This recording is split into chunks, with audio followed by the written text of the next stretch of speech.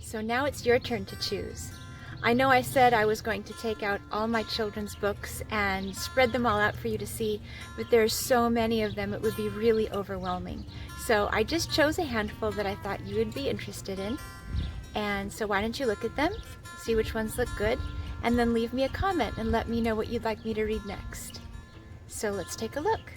So this is just a teeny tiny little bit from my library that I want to offer to you to choose from for me to read next. Kay Thompson's Eloise is a really funny story about a little girl named Eloise who lives at the Plaza Hotel in New York City. She lives with her nanny and she gets away with everything. She just does what she wants all day long, gets into all kinds of mischief and adventures, and it's so much fun to read.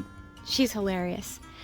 Make Way for Ducklings by Robert McCloskey is a Caldecott Award winner about a duck family who's looking for a new home, and the illustrations are beautiful. Jamberry is a board book by Bruce Deggan, and it's a rhyming book and it's very fun and very playful. Lots of fun to read. These are some good bedtime stories. There Are Cats in This Book by Vivian Schwartz is really fun because every time you turn the page there's a surprise. Those cats are always getting into something. Very Quiet Cricket is in search of his beloved. We find out what happens in the end. It's a sweet bedtime story. Goodnight Gorilla, the zookeeper's locking up for the night.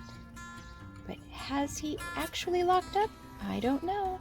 Looks like the gorilla's got something else planned besides going to bed.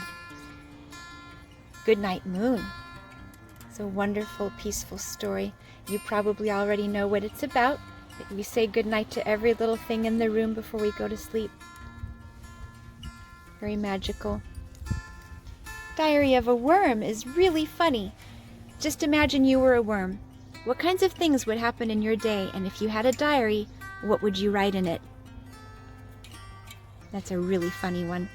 These three are written by Laura Numeroff and illustrated by, let's see if I remember. Is it Felicia? Can't remember her name. Oh, Felicia Bond. So this first one is If You Give a Cat a Cupcake. The next one is If You Give a Pig a Pancake. And the third one is If You Give a Pig a Party.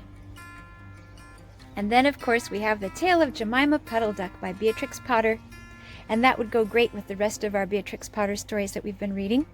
Well, anyway, there's just a tiny little bit, so it's not too overwhelming. There's a lot more where that came from. But for right now, take a look and see what sounds good to you. And then visit my channel, post me a comment, let me know what I should read next. If I don't get any comments, then I get to choose. See you next time.